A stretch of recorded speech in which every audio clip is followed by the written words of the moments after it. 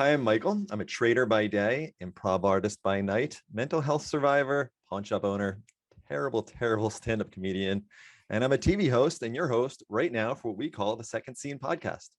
It is a Dweebs global production where you can go for free resume writing help, mental health assistance. It is a nonprofit providing free mentorship. People around the world, every language, completely free. dweebsglobal.org. So I'm here today with Caitlin Abrams. Caitlin spent the last 14 years in a career in training and change management consulting. Caitlin also works in the cybersecurity industry, but her second scene is something I did not even really know existed. Although, once you think about it, somebody has to do it. Caitlin cleans gravestones, and somehow she accidentally became a TikTok star with over 2 million followers. She is constantly posting new videos of gravestones.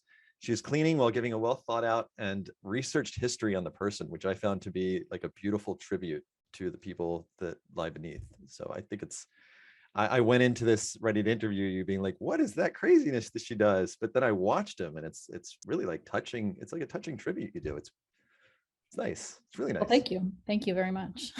Yeah. Did you always have a fascination with like cemeteries? Yeah, so I grew up in New England in rural Maine. And if you grow up in New England, there's a cemetery everywhere. Every town's got multiple cemeteries. Some of them in some states date back to the 1600s, 1700s. So they were always there. It was sort of an omnipresent thing as I was growing up. And I found myself drawn to them. There was one pretty close to my house, and by pretty close in rural New England, I mean, it would be like a 10-minute drive, but it was near friends' houses and that kind of thing. And we'd spend time kind of looking at them and reading them and kind of processing what they meant. Because to see the stone, you see it and you're like, yeah, it's a cemetery. And a lot of us kind of just gloss over it. You just drive by or you whatever.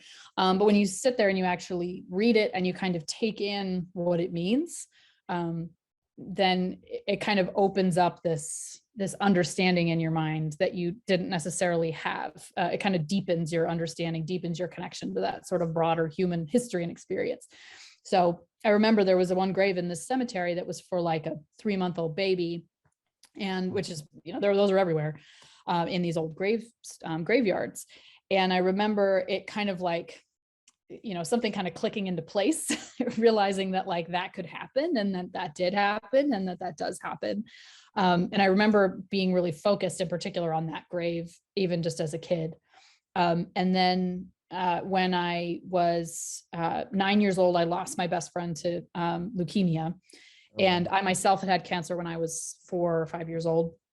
And so there was a lot of gaps in my understanding of death because I was 9 and my family wasn't religious. So I think I kind of saw them then as sort of a way for me to kind of connect with death and understand death because I didn't have any easy answers in front of me. So as I got older, I found that I was even more drawn to them. I wanted to go, just walk around and look at them and kind of sit in that space of death and understanding of it, if that makes sense. Yeah, when you think of like the death and somebody surrounded by cemeteries, you kind of think of like depressed, but you do not seem like a depressed person to me. I don't know. We all have our other, yeah, no, I appreciate you saying that. I definitely have some depression, some anxiety, some OCD, which probably lends itself to this, right? Because then I find that a lot of people with OCD, you kind of immerse yourself in your intrusive thoughts a little bit. Mm-hmm. So, you kind of I'm there and I'm like feeling, not directly feeling the sadness or directly feeling like what these people felt, but kind of hovering above it a little bit and kind of looking down on it and understanding it. So there is an element of that there, but I will say that being in cemeteries does energize me. It does like make me happy. Like if I am depressed, I don't want to go to the cemetery because it's one of those things you're avoiding the things you like when you're depressed. It's like, well, no, I won't do that. So.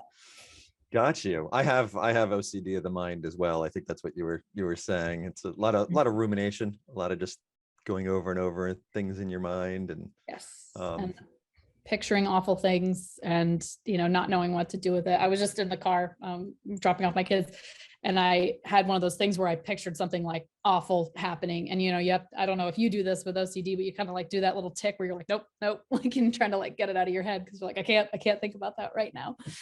Mm-hmm. Oh yeah.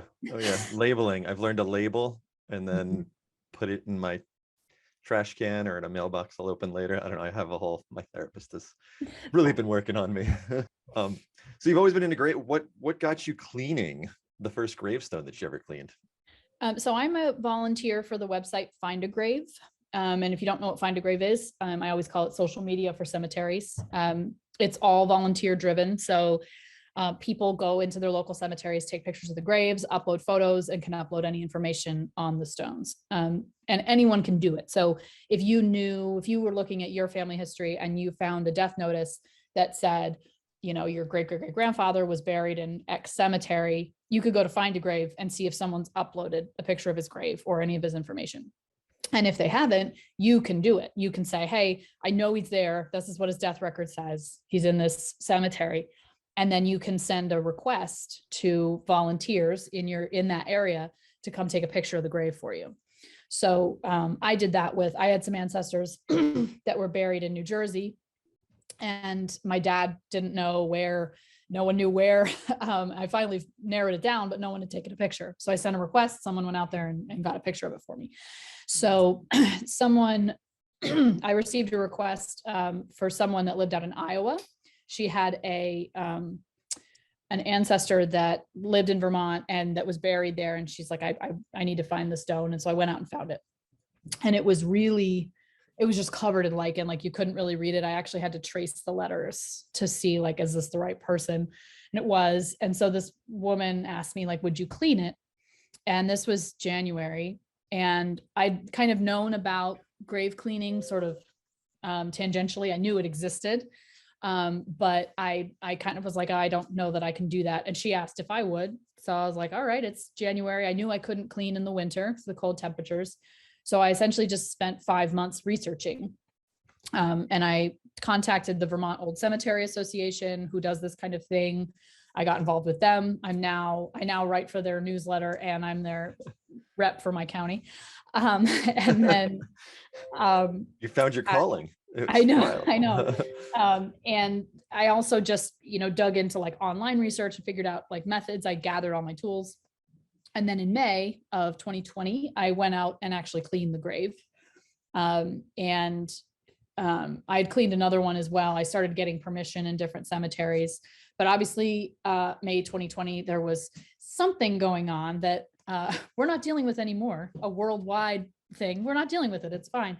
But my kids were home and it just wasn't, I couldn't really do it easily. So I kind of plotted what I was going to do when things got a little calmer, and then winter came. So in early spring 2021, I decided to kind of hit the ground running and try it again. And I, reached back out to the cemeteries. I got permission, and I just started doing it again. And then I was like, I can't stop doing this now.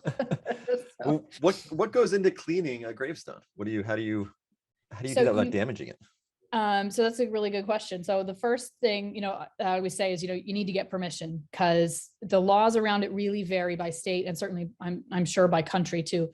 So I get permission to clean old stones, and I work with the cemetery to kind of outline my method so they know that I'm doing it in a way that's not going to harm the stone. The gold standard for use is a solution called D2 biological solution. It's invented for this purpose, cleaning stone. And it's very gentle on the stones. It doesn't, it's not abrasive. There's no bleaches and there's no acids. It's technically non-toxic to consume. You should not consume it, but it is non-toxic. So it's basically just very mild, because if you apply like a bleach or an acid, it will eat away at the layers of especially marble. Right. Which most of the stones around here are marble. And you can actually see that damage today. Like when someone power washes it or bleached it, it has like actual, like a physical like marring of the stone. And over time, obviously it can completely degrade it. So the D2 is very, like I said, very gentle, soaks into the stone, and it kills the moss and lichen growth and clears the staining over time. So I use the D2, lots and lots of water, and I agitate it on the surface with very soft, natural or artificial brushes, like scrub brushes, and plastic scrapers to scrape away some of the big growth. All my tools, the goal is that they will degrade before the stone would ever degrade. Gotcha. If that Got makes you. sense.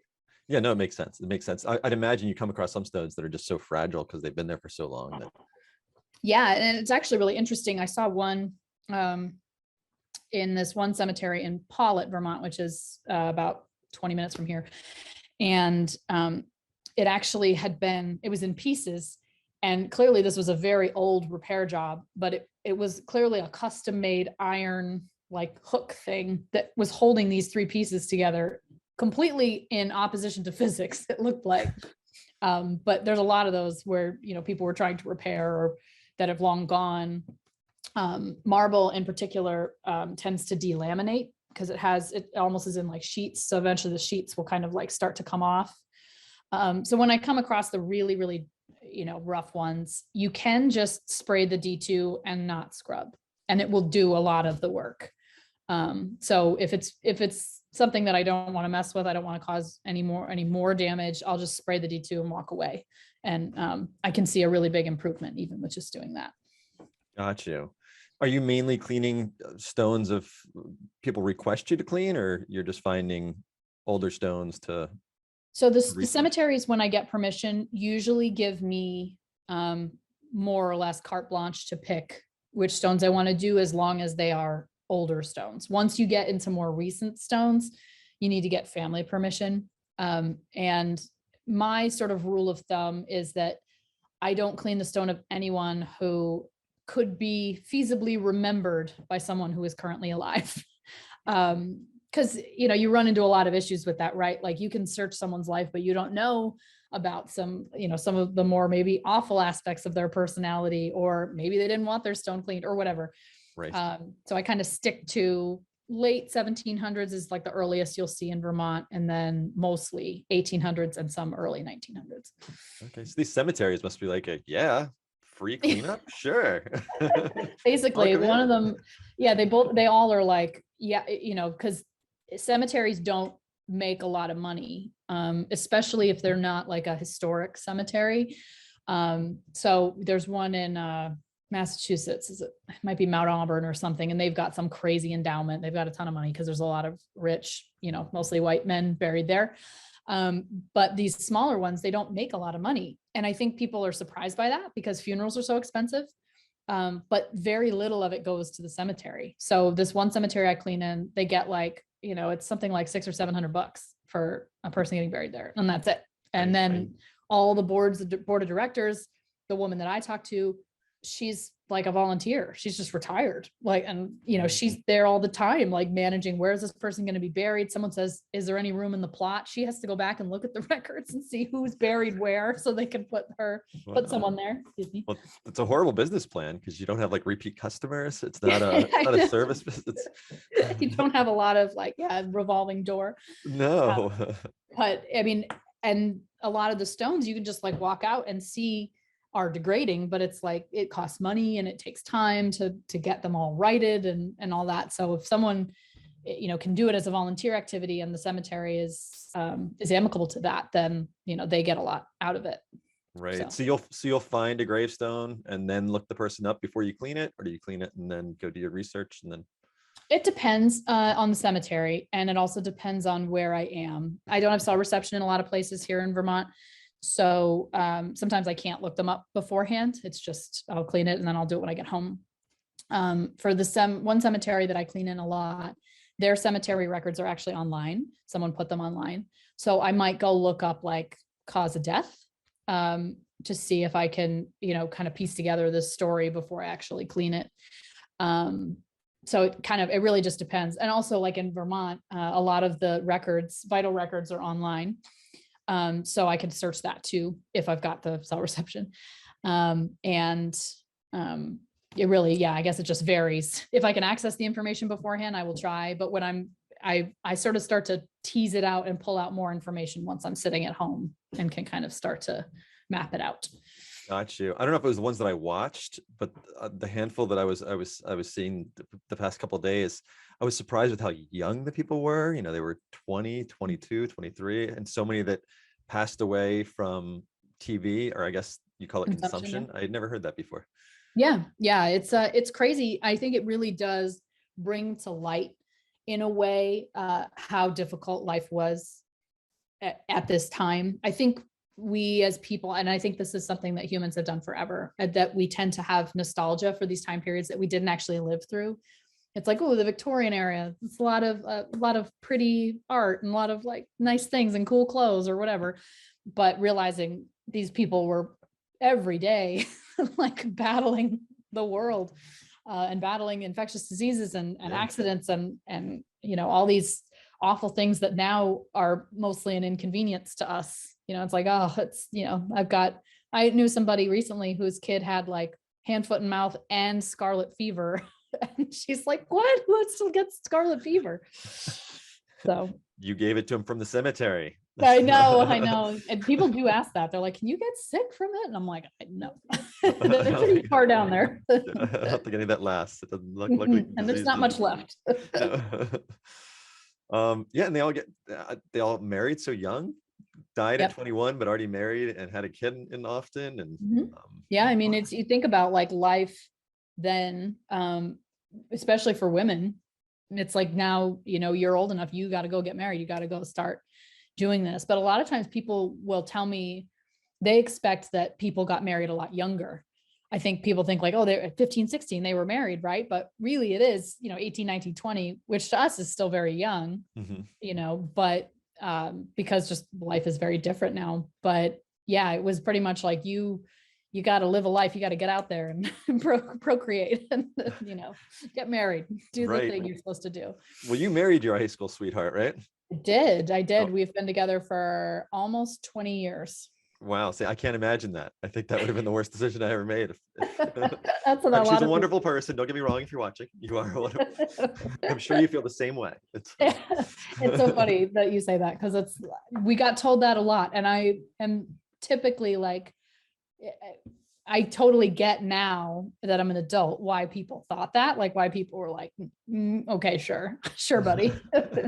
But we proved them wrong. So we're still here. Nice. Well, what's one of the most interesting stories that you've come across? Sure. So one of my favorites, I have different favorites as I go, and they all kind of stay with me. The way my memory works, I just like, I wouldn't say a photographic memory, but I can kind of like have this thing that I'm like, I remember this person, I remember this person. So if you tell me the name, I can usually give at least their cause of death and some family, and like it sticks in there. One of the ones that I think kind of got me the most interested in pursuing the actual research behind it was a woman named Mary Saunders, who actually doesn't have a stone, but I saw her in the cemetery records. And she had died in, I think it was 1902, maybe, I'm not sure. But her cause of death was suicide by poison. And I was like, I did not know what that meant. So I started just digging a little bit, and I found a newspaper article from that time. And she had been in the article, she was called a local character, in quotes, and in other quotes that she was a inmate of a house of questionable repute. So I read that to be sex work or something similar to that. And she was 22 and was known to have problems with alcohol. And she had tried to commit suicide when she was like 6 months before this with opium. And that didn't work. She was saved. And this time she took cantharides, which is Spanish fly. It's like a blistering agent. It's a very, very awful death. And she said like, no, I didn't. I took them by accident. And they were like, oh, well. And the newspaper article, just the way it talked about her was very what you'd expect for early 1900s. Like the headline was like, second attempt successful or something like that. Just very, dehumanizing, I guess. So Right. I really connected with it because I was like, this girl's 22. Like she was just a baby, like she was very young and clearly had lived this difficult life. And so I set out trying to find her stone in the cemetery, and I sort of, old timey style was like triangulating the plots, and I found the plot, but she doesn't have a stone. But what's interesting is that like this cemetery that she's buried in now, it's like an hour away from the town she lived in now, when you can drive 55 the whole way. Right. And so I was like, well, that's interesting. A. B, at this cemetery, you can't just buy an individual space. You have to buy a plot, or someone has to give you a part of their plot. And if they don't, you get buried in the poor grounds or in the strangers' grounds. And at least back then. So somebody gave her a place in their plot, but the name on it, I looked up the name. It's not anyone who's related to her. I can't find any connection to her. Like it's this mystery that I don't know why. It's just like, it really sparked my interest. I was like, well, I want to know more about this person and this crazy story, because it's a really heart-wrenching story that I don't think we always connect with the past. I think we tend to tell ourselves, going back to mental health, that mental health and people being depressed and people dealing with problems is like a new thing. Like we're all weak because we want to go to therapy or something like that, when these people all could have massively benefited from good therapy. Right. I think that's a lot of what the past, though, is we read about it, we learn about it, but there's such a huge disconnect connection with it, which you're really bringing it more to a more relatable place. It's wild. Oh, thank you so much for saying that. And I talked to a graduate student once who was telling me that history in general, history as a discipline, is working on navigating away from sort of the top-down view of history, where it's mostly rich white men saying what happened, and now learning more about bottom up, like these people that were kind of just your average daily people, or maybe marginalized people like women or people of color, and kind of hearing those stories and kind of the actual reality of the nice picture we get in school. Well, that's what most of us would have been. We wouldn't have been the elite telling the rich stories. White guys. Yeah, exactly. Just like now. And I think too, connecting, I think I get a lot of like kids. I have a fair amount of kids and teens that comment, which is nice. Because I think I'm cooler among the youths now than I ever was when I was a youth. But that will say like, this is so much more interesting than history class. And I was like, because you're actually getting the real like life. If you can find some weird story where like they were in some crazy accident, or there was one story I did recently of an engineer on a train who in his time as an engineer hit 3 kids on the train tracks. None of them died or were hurt, partially because of him, like literally reaching out and grabbing and throwing these kids like off the tracks, or they got caught like just underneath or whatever and didn't get hit. But like stuff like that, like what, just weird little things you read now. I mean, that would be on like, viralnews.com or whatever, like right. Train engineer hits 3 kids or whatever. But the way you tell the stories is very enveloping. It really keeps you wanting to listen and stuff. So it's an interesting way to do it. It's neat. There's so many different worlds out on TikTok and YouTube that wouldn't discover. And that's definitely one that's really neat and really cool that I never would have even thought to look for. It wouldn't have come up my feed. Like it's not even something random that would have come up because it's so far from what my feed would have been. Yeah. Or is.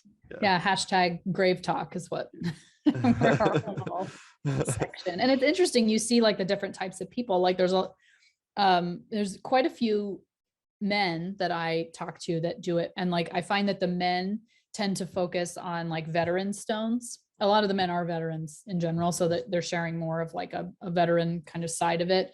And I think that me and like some of the other people that don't really have that kind of content, we sort of focus on, at least I do. I think I focus more on women and children and like young adults, and kind of spinning that story, like actually engaging sort of in an emotional way, versus like the very noble thing of cleaning a veteran's gravestone and talking about that person's service and that kind of thing. It's interesting branches of grave talk. Right. What's the oldest stone that you've ever cleaned? I cleaned a stone for a woman who died in 1788. Actually, no, I think that was a guy. And with the caveat that I don't know when the stone was placed. So back in 1788 into the early 1800s, these were all done by hand. And sometimes from what I've read, it could take anywhere from like a year or two, depending on if you had a lot of people die that year, you had the time. So it could be that the stone is, 4 or 5 years after, or a couple of years after, but that's usually what I say is the death was from 1788. Okay. I watched the Vice episode you were on, which by the way, Vice is one of my favorite That was so much favorite fun. news shows, but was that neat to have that Yeah, done? I really liked doing that. It was hard to watch myself. And the pandemic weight I've gained too. Like, it's like, oh, there we go. It's a pandemic. But it was a lot of fun. I mean, and it's crazy how long we did it, like how hard we worked that whole day for something that ended up being like 10 minutes. Like it was, I mean, we were out in the cemetery for hours, and we, we're outside for hours, and we doing the walks over and over again. And, I'm not used to being on TV, kind of the same. I'm not used to being on a podcast. So, I would do something incredibly awkward, and he'd be like, let's try that again. I was like, yeah, I know that didn't work. But it was fun. It was like scary because I thought I was going to do something wrong, but it came out really well. They made me look smart. So that's all I mean, Vice puts together great programs that they're always short and sweet too. They keep it to the point. Well, just to sum it up, are there any other questions that people often ask you that maybe I haven't asked you today that I get some people ask, like, on my TikTok, they'll ask about like, oh, what if someone doesn't want their grave cleaned? Or like, how do you know this person wants it? And I've had a lot of really good conversations about that actually with people, where I say, these cemeteries are predominantly perpetual care. And back in the day, when you bought a plot, you had to pay a yearly sum to help keep up the grounds, the grass and the trees and bushes, all that stuff.